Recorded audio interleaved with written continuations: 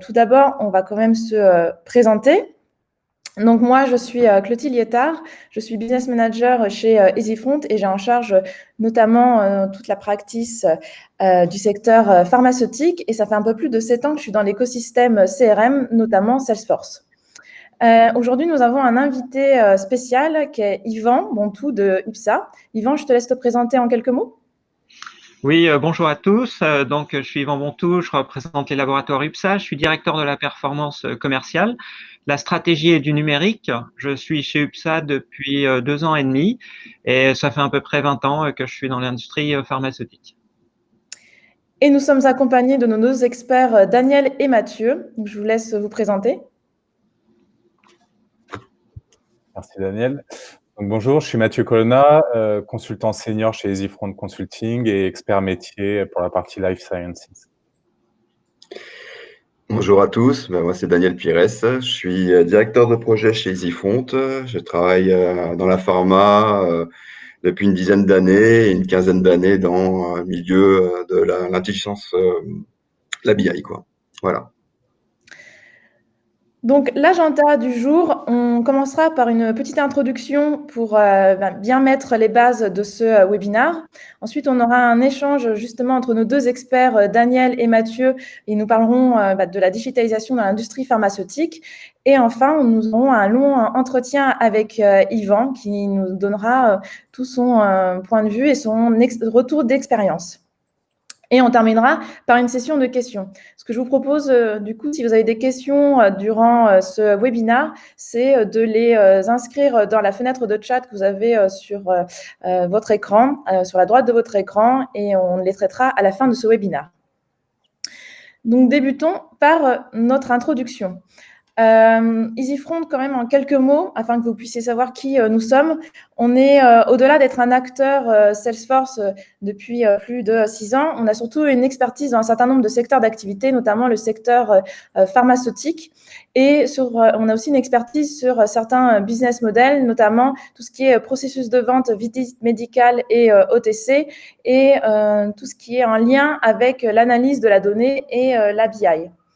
On accompagne un certain nombre de références du secteur pharmaceutique, que ce soit sur des projets ponctuels ou sur du long terme. Donc, pour vous donner quelques exemples de projets sur lesquels on accompagne des laboratoires, ça peut être sur de l'accompagnement sur les solutions Viva ou Salesforce, ou de l'expertise sur de la BI, ou simplement de la mise en place d'applications personnalisées, que ce soit des applications dédiées à la pharmacovigilance ou de la gestion des remontées des demandes des pharmaciens ou des patients, ou que ce soit des applications de prise de commande en mobilité pour l'OTC. Donc, je vous propose de rentrer tout de suite dans le vif du contexte en mettant un constat sur la situation actuelle pour la visite médicale et l'OTC. Donc, 3 points. Le premier, c'est qu'on constate une réduction des interlocuteurs, c'est-à-dire notamment une baisse du nombre de médecins. Alors, même si certaines spécialités sont épargnées, on remarque néanmoins que le nombre de praticiens diminue, notamment en médecine généraliste et dans des spécialités comme l'ophtalmologie ou la dermatologie. On constate aussi une baisse des officines, même s'il y a de plus en plus de regroupements d'officines et une transformation des officines, notamment vers des modèles de pharmacie, par exemple, hybrides, c'est-à-dire qui comprennent des activités spécialisées, ou des officines Megastore qui incluent un certain nombre d'offres, notamment des offres bien-être. On constate aussi une réduction du nombre de visiteurs médicaux, donc qui baisse depuis un peu plus de 20 ans. Donc, par exemple, en 2004, ils étaient plus de 23 000 et à ce jour, ils sont un peu plus de 12 000.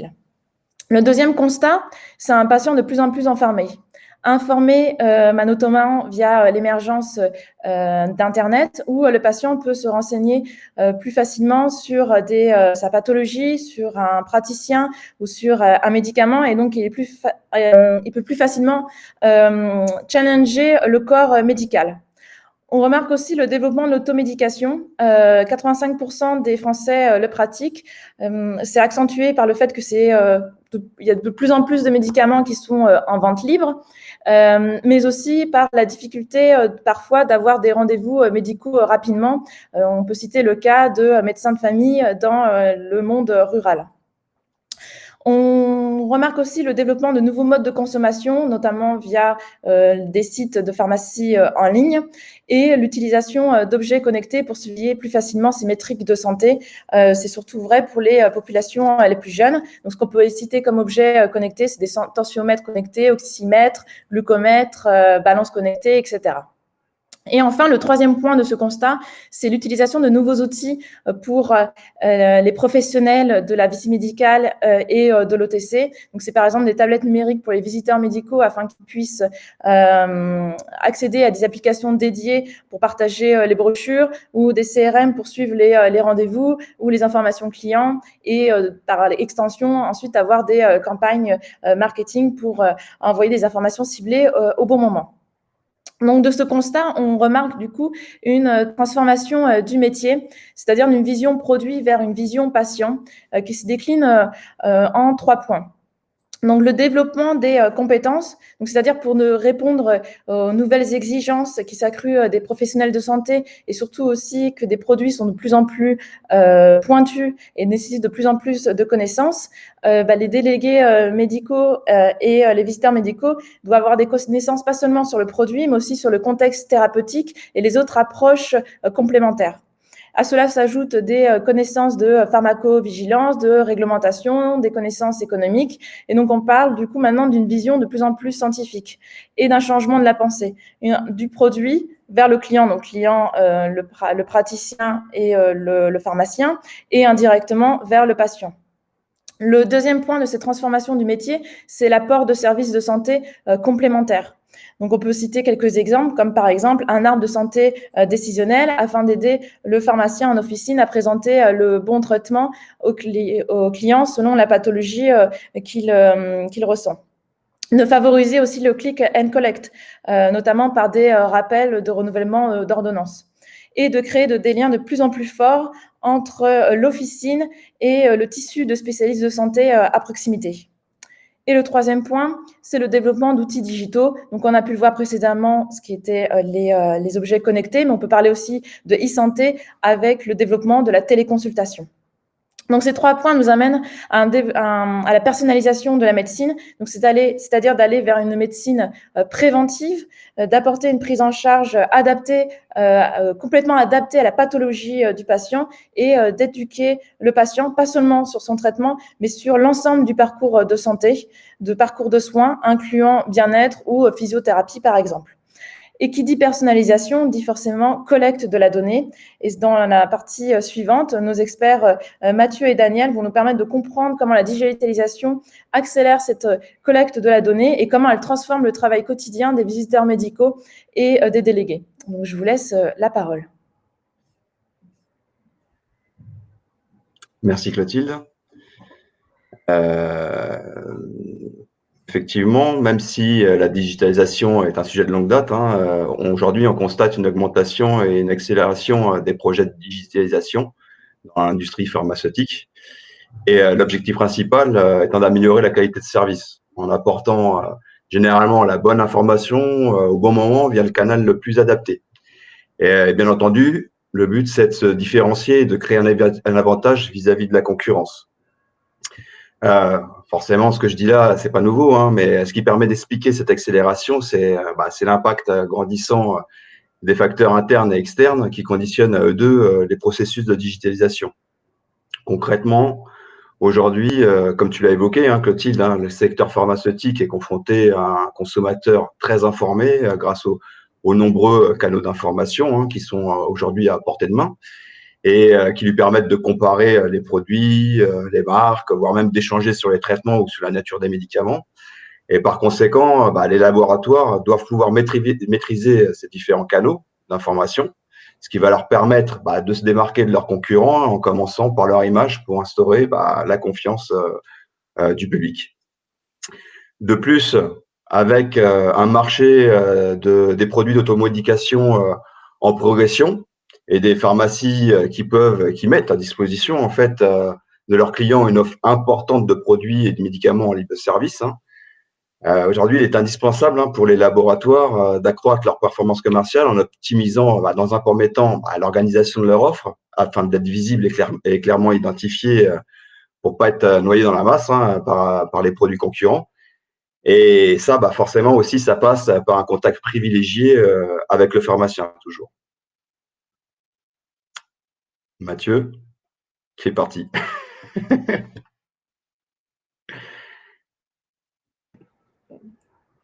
On a perdu Mathieu.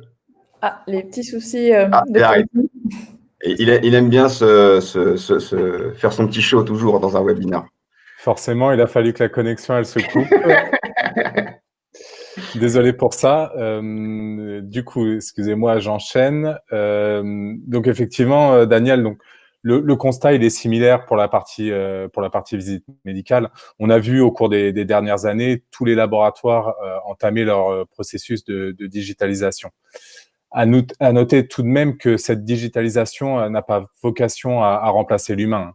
Le visiteur médical est et restera le principal interlocuteur du professionnel de santé, car il est clairement le représentant physique du laboratoire. Son rôle est donc primordial dans la gestion de la relation et de la connaissance du client. Ceci étant dit, donc l'omnicanalité va avoir pour objectif d'enrichir cette relation. Clairement, on va apporter des nouveaux moyens de communication qui vont être plus en accord avec les attentes et les préférences des professionnels de santé pour personnaliser l'expérience client. On peut donc anticiper que dans le futur, la relation client hybride, c'est vraiment l'avenir de la visite médicale. C'est un modèle dans lequel le visiteur va choisir lui-même quels sont les canaux digitaux à activer afin d'adapter le parcours client, et ça en se basant sur sa propre connaissance des professionnels de santé. En guise d'exemple, on peut imaginer donc le visiteur qui va envoyer un email préapprouvé à un professionnel de santé pour partager une nouvelle information ou l'inviter à une visite virtuelle suite à sa participation à un webinar ou à un congrès. Et comme Daniel l'a indiqué, donc on constate cette véritable volonté de la part des laboratoires de se digitaliser, mais il ne faut pas sous-estimer quand même l'impact grandissant des facteurs externes qui catalysent réellement le processus de digitalisation et la mise en place de l'omnicanalité. Concrètement, on voit les restrictions réglementaires qui sont toujours plus contraignantes, on a les difficultés d'accès aux professionnels de santé, et notamment à l'hôpital, qui aujourd'hui poussent l'industrie à se réinventer et à trouver des nouveaux moyens de communiquer. Mais l'une des principales problématiques dans ce processus est liée à la récolte des données, qui est vraiment forte.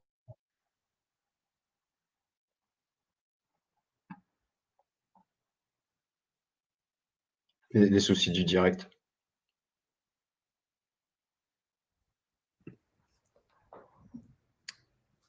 Peut-être Daniel, tu peux prendre le relais?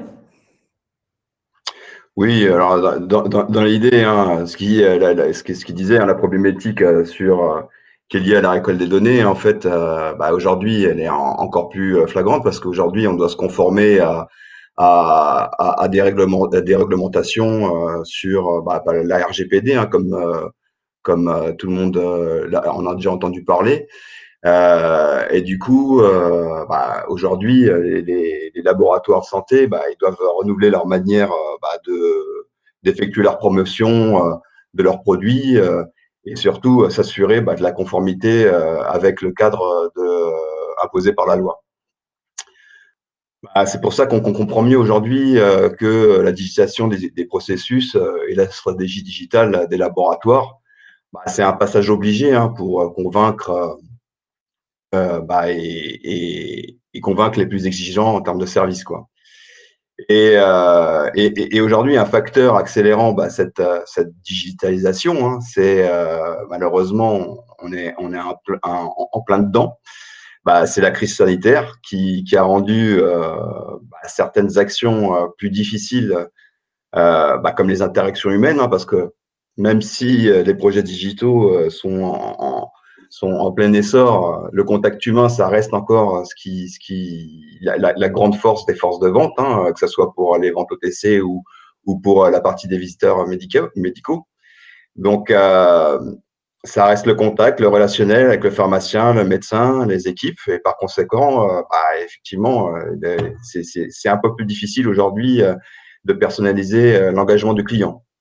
Bon, sans trop de surprise, hein, la digitalisation semble, à juste cause, être la réponse efficace, et encore plus aujourd'hui, comme je l'ai dit, face à cette crise, hein, et la clé pour capter cette croissance, quoi.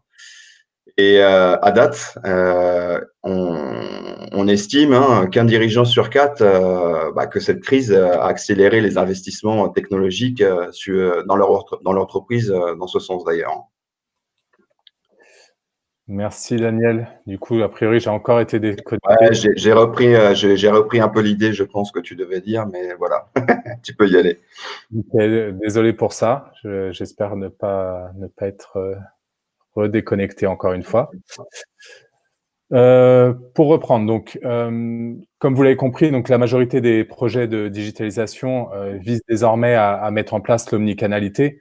On a la fidélisation des clients qui implique une innovation constante de la part des laboratoires pour diversifier et valoriser leur offre, ainsi qu'une parfaite maîtrise des canaux de communication et des modes d'information. Comme on peut le voir sur ce schéma, donc l'omnicanalité va nécessiter l'utilisation de nombreux outils qui gravitent autour du système CRM.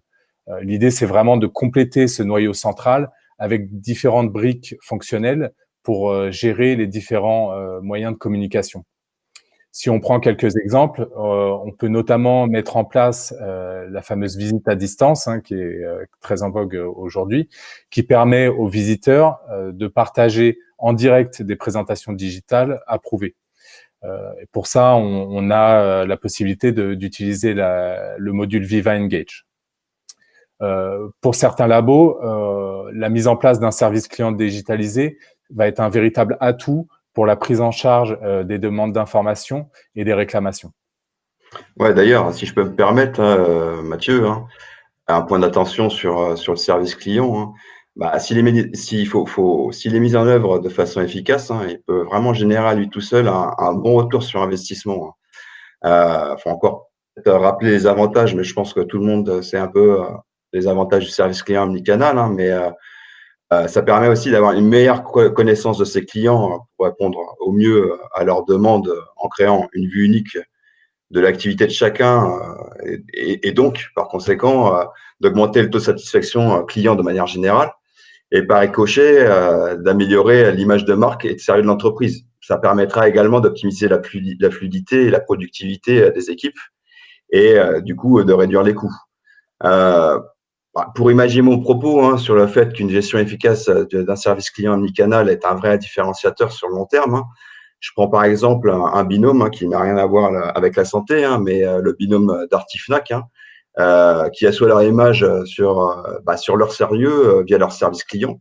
Aujourd'hui, les consommateurs savent que s'il y a la moindre question ou problème, ils peuvent être assurés d'une réponse pour la plupart du temps positive, et c'est ce qui fait la force aujourd'hui de ces deux marques par rapport à leurs concurrents. Ouais, merci Daniel pour cette précision.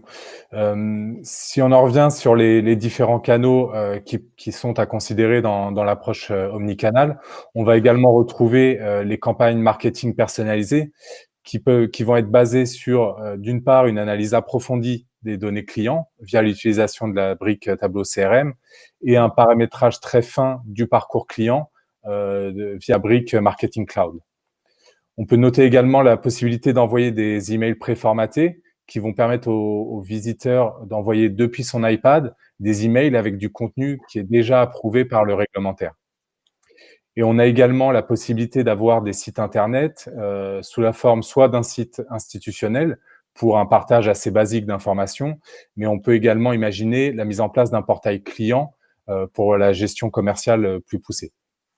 Ouais, d'ailleurs, sur ce dernier point, Mathieu, on constate que l'accès en libre service aux informations et aux différents services, c'est une des plus grandes attentes pour les professionnels de santé. Et c'est pas le plus simple, mais cela se ressent également dans tous les secteurs d'ailleurs.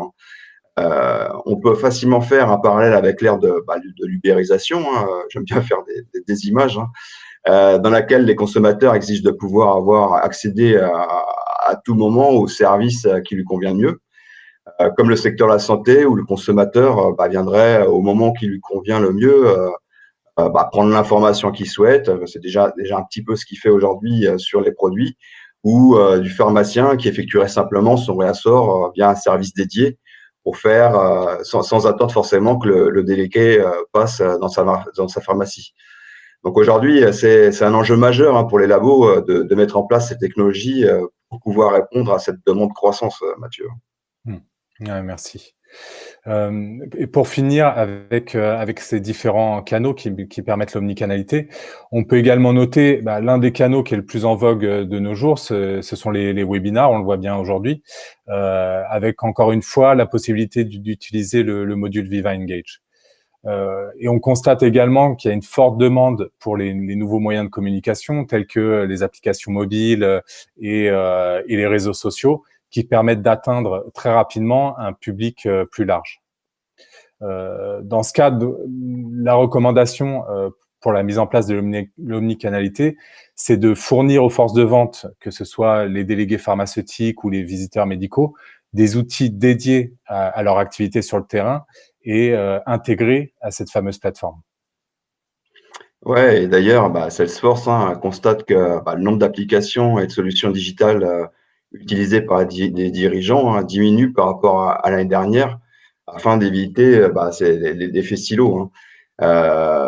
Cette tendance, elle montre une volonté des entreprises de consolider leur technologie, c'est sûr, autour d'une solution unique, comme là, comme la plateforme Salesforce d'ailleurs, où là, on a les principaux avantages d'avoir un service client, c'est ce que je disais, plus efficace et réactif, d'avoir cette vision unifiée et unique du client qui comprend également toute son activité qu'il peut y avoir autour, et d'une intégration native avec l'ensemble des autres outils qui gravitent sur cette plateforme que tu as cité pendant ton discours, Mathieu. Et bien entendu, la grande force, c'est l'exploitation de ces nombreuses données qui arrivent par ces nombreux canaux digitaux qui sont à portée de main et qui vont permettre au marketing comme aux ventes d'accélérer un peu les cycles des ventes pour les équipes. Ouais. Et comme on vient de le voir, donc l'éventail des canaux disponibles ne fait que grandir, ce qui forcément va amener de la complexité lors de la définition du parcours client. Dès lors, l'analyse de la donnée va vraiment être la pierre angulaire de toutes les stratégies de digitalisation. Et Salesforce l'a bien compris, comme on vient de le dire, et propose notamment à ses clients la solution Tableau CRM, qui va automatiquement récupérer les données des différentes briques Salesforce que l'on vient de détailler.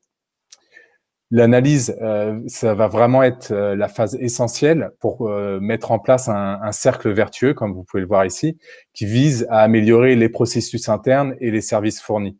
Si on y regarde de plus près, ça va notamment augmenter la connaissance client et permettre de personnaliser le parcours au travers des différents canaux. Ça va également faciliter la digitalisation des processus, qui est vraiment un socle essentiel pour la mise en place du closed loop marketing.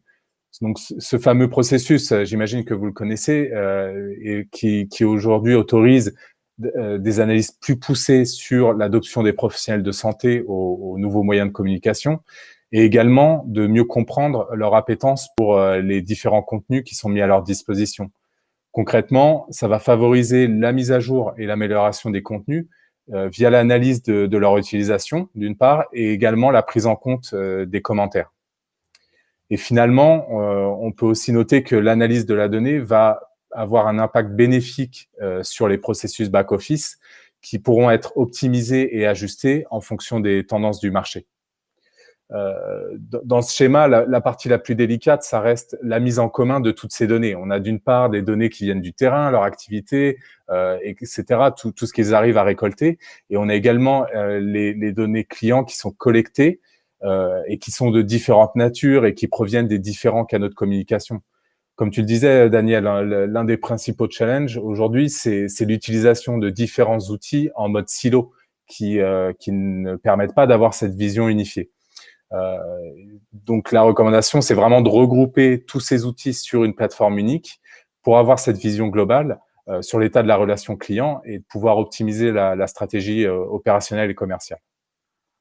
Ouais, mais d'ailleurs, c'est ce que fait Tableau CRM sur la plateforme Salesforce, qui le fait très bien, justement, puisqu'il partage cette vision unifiée des données tout autour des différentes applications qui sont mises à disposition. Ça permet de sortir des constats assez évidents.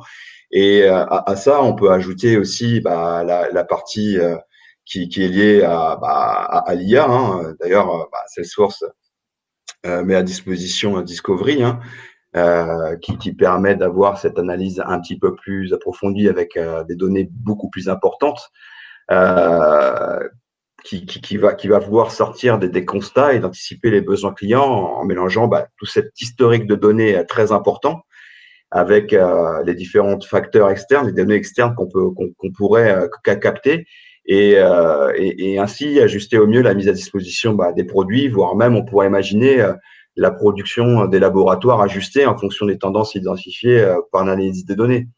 Un petit exemple, je suis peut-être un petit peu trop loin en France sur ce sujet-là, mais en analysant peut-être toutes les données, les comportements de différentes populations sur d'autres continents qui, eux, adaptent des gestes barrières déjà depuis des décennies, on aurait peut-être anticipé dans certains laboratoires français la production de produits anti-grippaux ou anti-gastro suite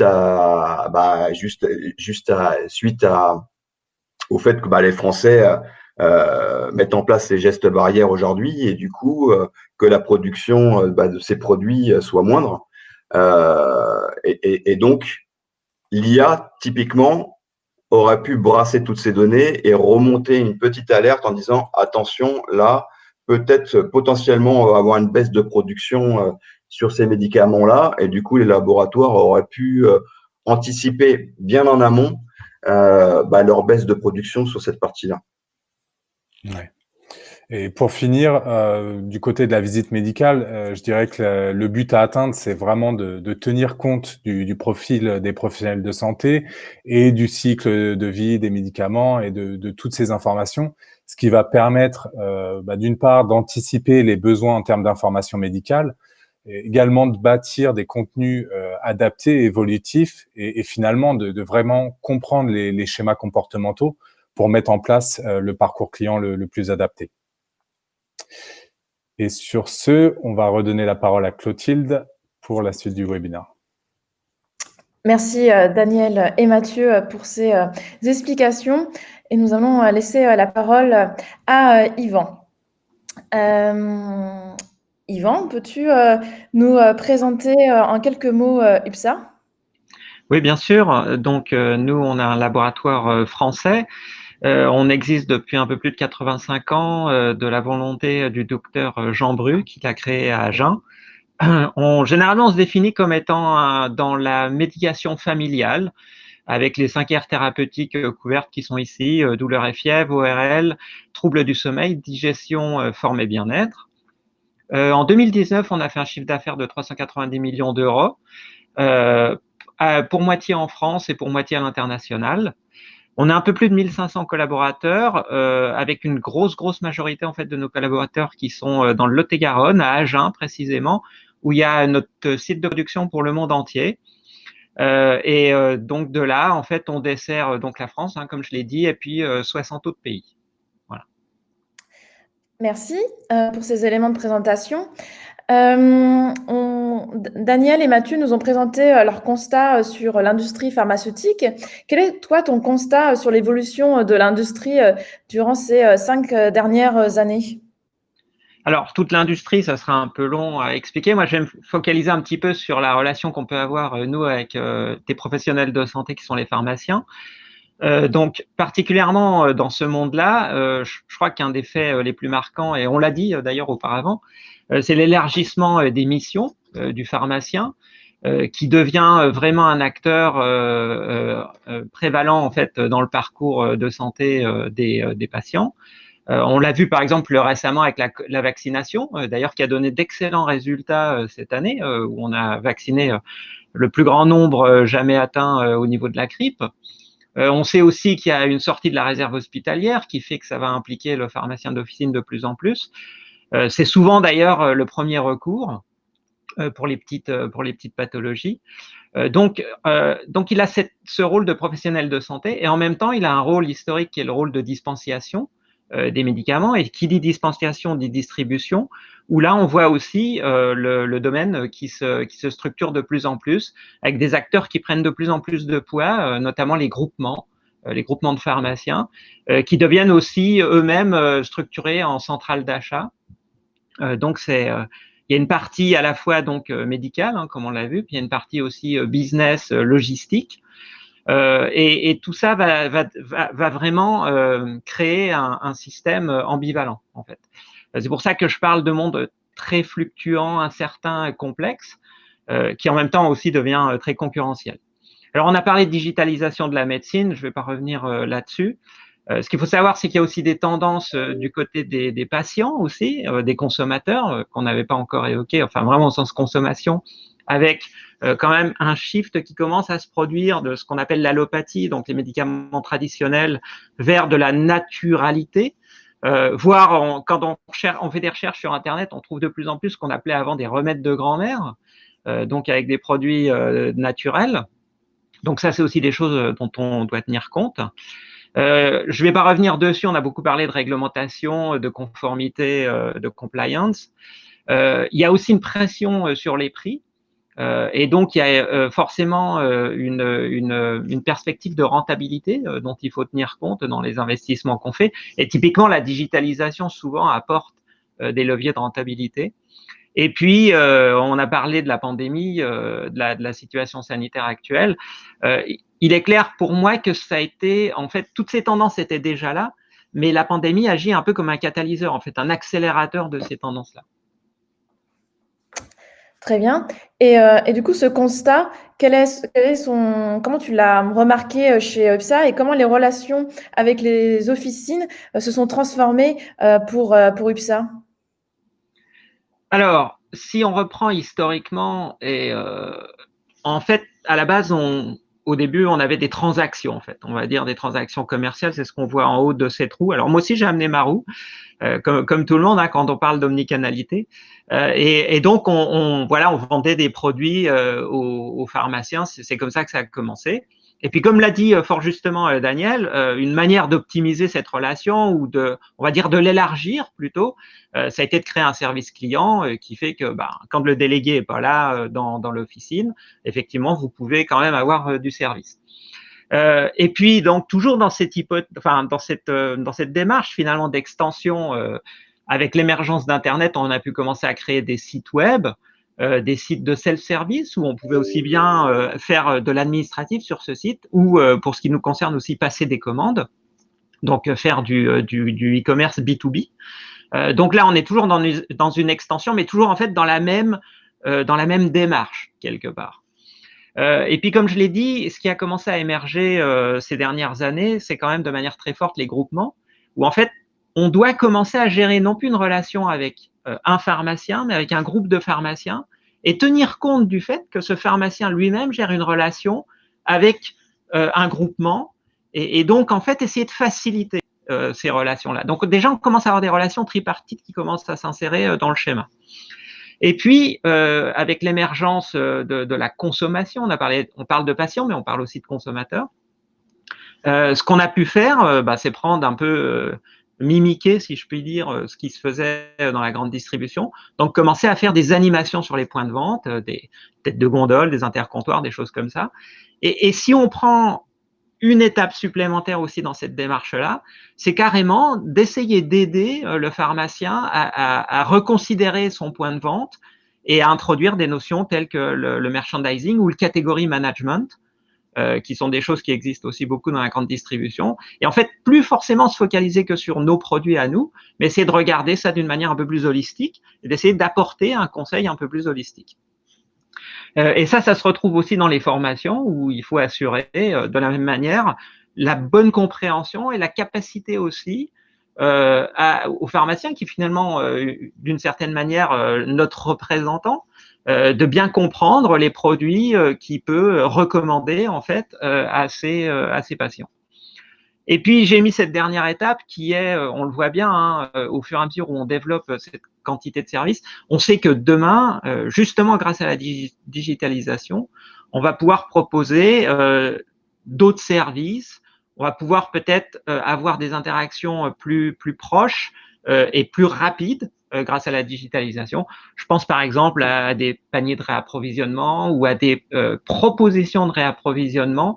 Je crois que ça a été aussi cité, où avec l'analyse, finalement, on peut arriver à des espèces de recommandations et on peut étayer ces recommandations-là.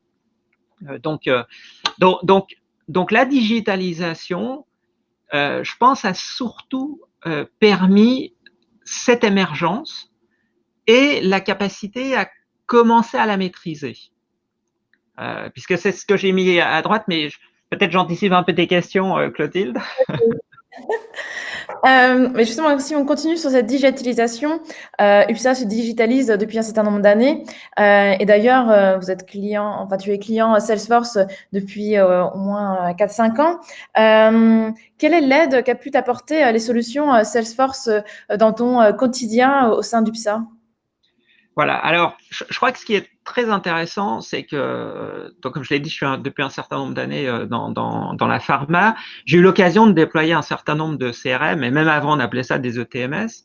Et il y avait toujours un peu cette promesse de la vue à 360 degrés, la compréhension intime du client. Et je crois que ça a été la première étape qu'il a fallu franchir.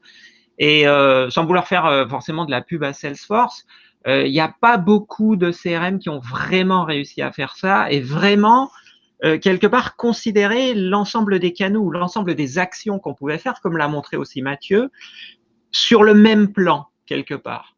Et je dis pourquoi sur le même plan, parce qu'auparavant, on a pu mettre beaucoup d'emphase sur le délégué, qu'il soit pharmaceutique ou médical. Et comme vous pouvez voir, dans ma roue à moi, il est au centre. Parce que le délégué reste au centre. Et en fait, il reste au centre de ce binôme qu'on forme avec notre client.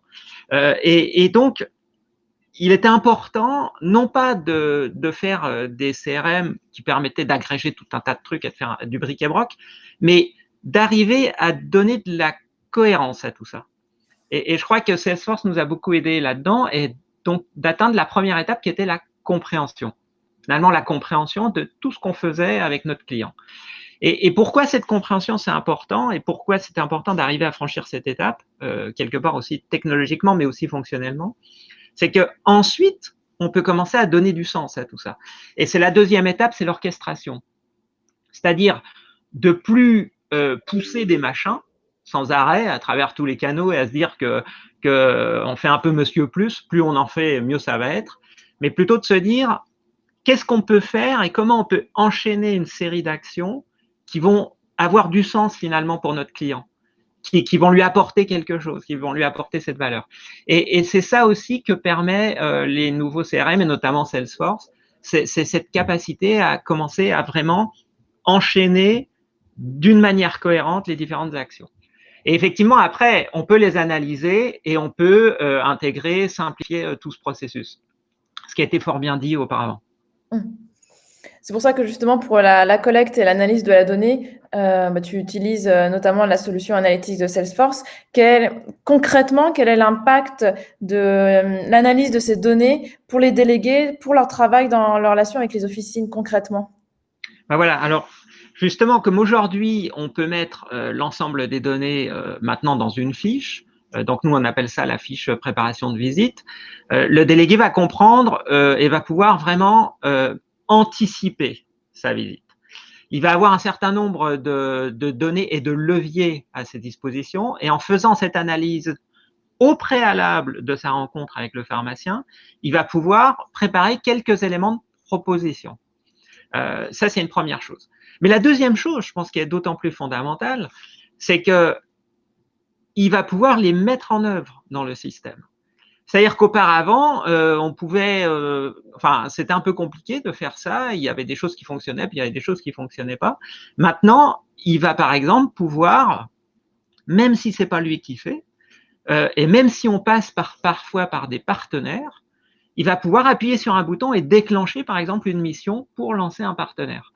Donc, c'est-à-dire qu'il va pouvoir, en même temps qu'il a son dialogue avec son pharmacien et qu'il comprend bien ce qu'il a anticipé est en adéquation. Donc, c'est pour ça que moi, je le mets toujours au cœur de la relation, parce que finalement, c'est quand même lui qui fait cette orchestration. Quand on prend un orchestre réel, tous les musiciens ont la partition devant eux, mais pourtant, il y a un chef d'orchestre. Donc, il faut qu'il y ait quelqu'un qui réfléchisse et qui comprenne le sens de tout ça, arrive à l'interpréter finalement. Donc, Analytics permet l'analyse de la donnée. Ensuite, c'est au ressort du délégué de l'interpréter et d'appuyer sur les bons boutons. Et je pense que c'est ça qui a changé fondamentalement par rapport à une approche qu'on pouvait avoir quelques années auparavant où tout le monde appuyait un peu sur des boutons puis on espérait que ça allait faire quelque chose de bien. Voilà. C'est très clair. On a beaucoup parlé du constat de ces 5 dernières années, de comment travaillent aujourd'hui les délégués médicaux. Pour toi, quels sont les prochains changements à venir dans les relations entre les laboratoires pharmaceutiques et l'officine?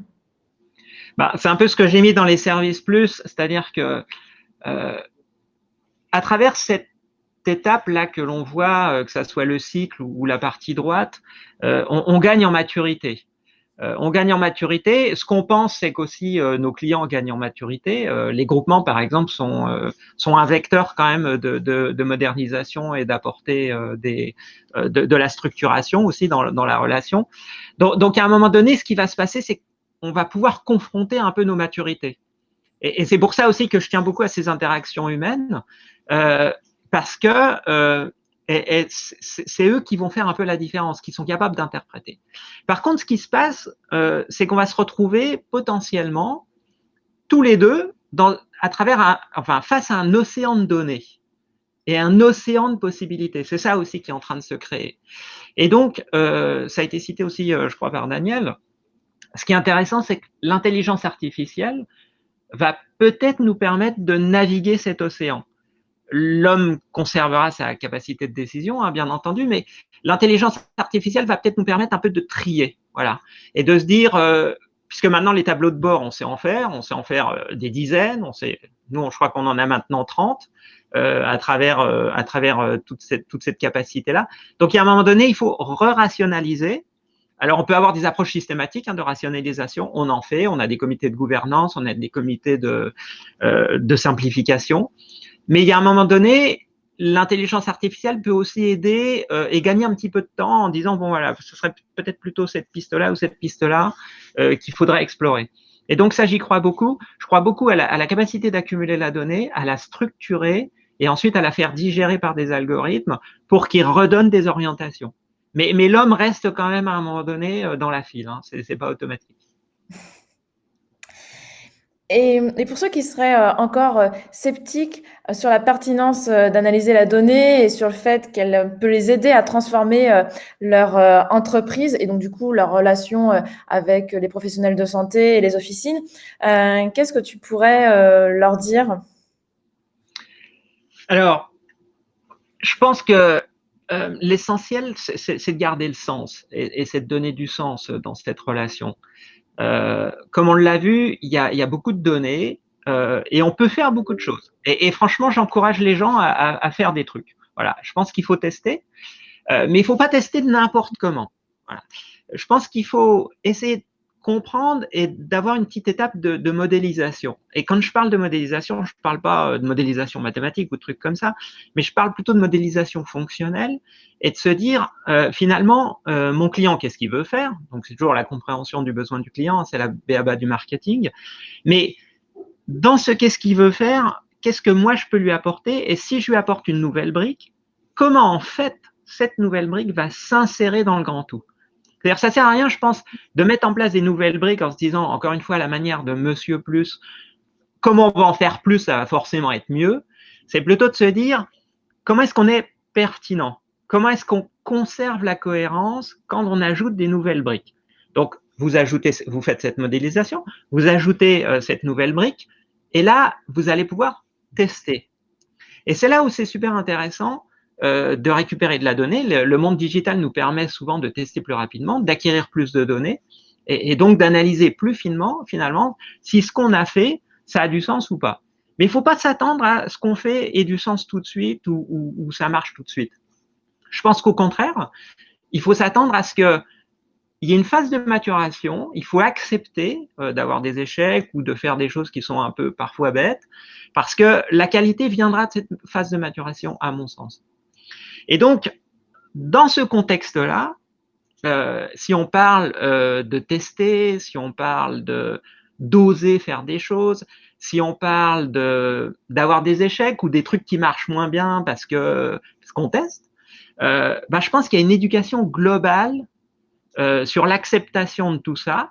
Il faut expliquer et surtout, il faut bien expliquer ces modèles. Parce que, et c'est souvent une discussion que j'ai avec les délégués ou les représentants du personnel, c'est que si on ne prend pas le temps d'avoir une formation continue et une compréhension continue de toutes ces briques qu'on ajoute petit à petit, on risque de perdre le sens. Et effectivement, on peut avoir tous les tableaux de bord du monde, on peut sortir du tableau de bord à la vitesse qu'on veut, surtout avec Tableau, par exemple, puisque ça a été cité. Nous, on utilise Einstein Analytics, mais c'est pareil. On va bombarder les gens de tableaux et de nouveau, ils ne vont pas savoir quoi regarder. Donc, en fait, il faut sans arrêt éduquer sur ces modèles, éduquer sur ce qu'on fait, éduquer sur l'approche, éduquer essentiellement sur l'analyse pour garder le sens et la cohérence, à mon avis, de ce qu'on fait. Et bien sûr, garder le sens et la cohérence de ce qu'on va offrir aux professionnels de santé, et pour notre cas, précisément les pharmaciens. Merci Yvan pour cet échange inspirant.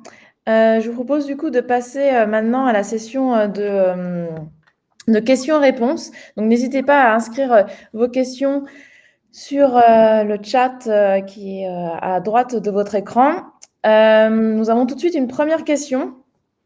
Est-ce que selon nous, il y aurait du sens à ce que l'industrie pharmaceutique implémente des centres d'appel, service client, comme cela existe dans d'autres industries, considérant que le PDS serait le seul à contacter le laboratoire?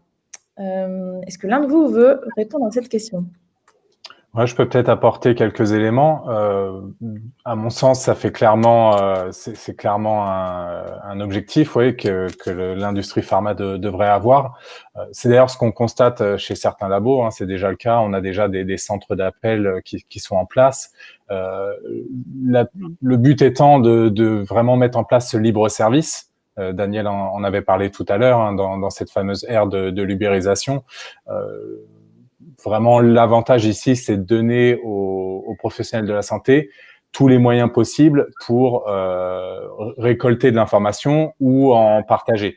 On peut imaginer que ce centre d'appel pourrait être le point de contact pour le professionnel de santé pour faire ses demandes d'information médicale.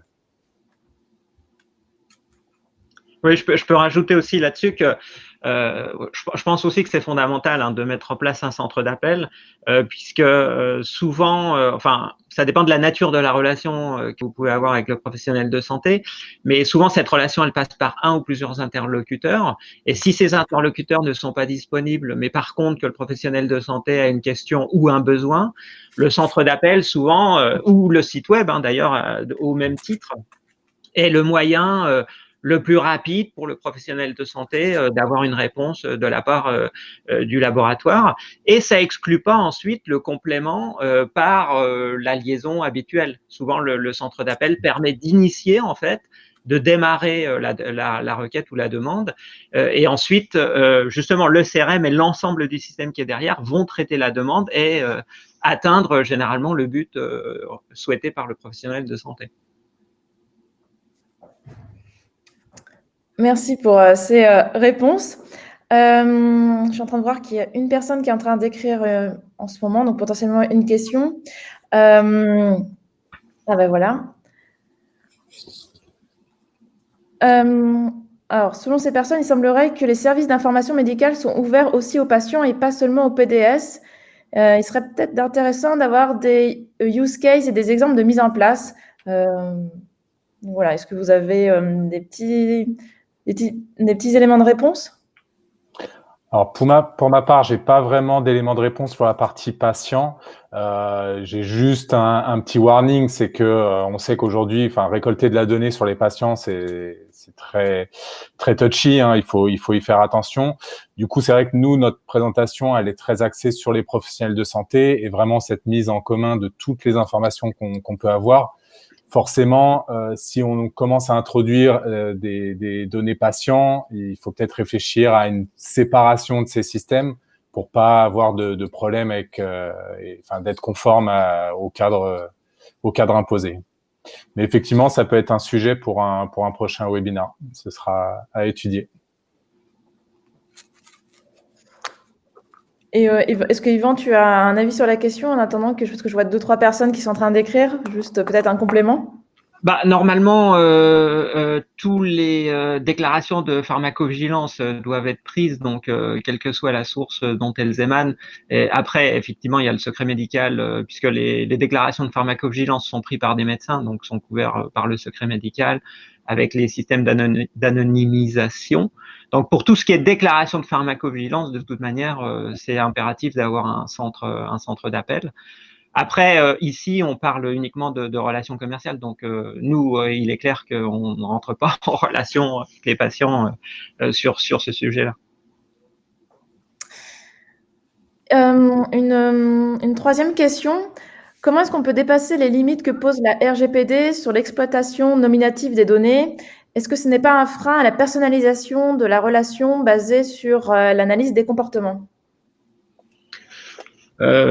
Alors, la RGPD, c'est une réglementation donc européenne sur la protection des données personnelles qui nécessite la plupart du temps, enfin à ma connaissance en tout cas, le recueil d'un consentement et d'une part, et d'autre part un traitement, alors je ne sais plus c'est quoi le terme exact, mais c'est genre juste des données. C'est-à-dire que si vous recueillez des données personnelles, le traitement doit être proportionné à ce recueil et à votre intention, en fait. Voilà. Donc en fait, la RGPD, c'est essentiellement un cadre structurant dans lequel on va pas faire n'importe quoi, c'est-à-dire on va pas recueillir n'importe quelle donnée pour faire n'importe quoi, et sur lequel, en fait, la personne pour laquelle les données sont recueillies doit être dûment informée de la nature des traitements et de ce que et de votre intention. Donc, stricto sensu, c'est du formalisme. Et donc, il faut bien formaliser tout ça. Il faut préparer tous ces documents si jamais on a un audit RGPD. Mais non, à partir du moment où on collecte des données dans un cadre commercial, qu'on explique, par exemple, nous, dans nos contrats, pourquoi on collecte des données et qu'est-ce qu'on en fait, il est tout à fait possible de faire des choses. Et il faut toujours aussi se représenter cette personnalisation comme étant censée rendre service alors pour nous, aux pharmaciens. Si vous faites une personnalisation qui, de toute manière, ne rend pas service à votre client, votre relation client assez rapidement va se dégrader, vous allez avoir des feedbacks négatifs. Donc de toute manière, ça va pas fonctionner. J'ai envie de dire, c'est l'intérêt des deux parties de faire les choses proprement et le RGPD n'est là que pour structurer finalement. Enfin, c'est la façon dont je le vois. Peut-être juste une petite précision, parce que donc via cette RGPD, donc effectivement, on a besoin de ce consentement pour récolter de la donnée. On a quand même aujourd'hui un léger souci avec l'utilisation des différents canaux digitaux, que ce soit l'envoi direct d'email ou l'utilisation des briques marketing cloud. C'est l'utilisation des adresses email. La plupart des labos, via leurs fournisseurs de données, n'arrivent pas à récupérer ces adresses email. Et il est donc à la charge du labo d'aller voir les professionnels de santé, de récolter les adresses email et leur consentement pour l'envoi de différentes informations, qu'elles soient liées aux produits ou à l'environnement, etc. Donc, pour la mise en place de la stratégie digitale et l'utilisation des nouveaux canaux, il y a quand même cette première étape qui va être de se constituer la base de données. des adresses email des médecins pour réellement utiliser les différentes briques. Et la faire vivre, hein, d'ailleurs aussi. Ouais. Alors, Oui. dans RGPD, vous allez avoir des demandes de personnes qui peuvent soit accéder à leurs données, soit demander à sortir, enfin, c'est retirer leur consentement au bout d'un moment pour des raisons X ou Y. Et donc, il faut faire vivre la base et donc traiter, garder la trace des traitements des demandes. Merci pour ces informations. Du coup, je vous propose de conclure ce webinaire. Si vous avez des questions additionnelles, n'hésitez pas à nous les envoyer. On y répondra. Et surtout, vous pouvez retrouver ce replay prochainement sur les réseaux sociaux, que ce soit sur notre site internet et notamment aussi LinkedIn. Donc, je remercie nos intervenants aujourd'hui, bien sûr, Yvan et Daniel et Mathieu, pour les informations enrichissantes qu'ils nous ont partagées. Et je vous souhaite à tous, du coup, une bonne journée et à bientôt. Merci, bonne journée. Bonne journée à tous.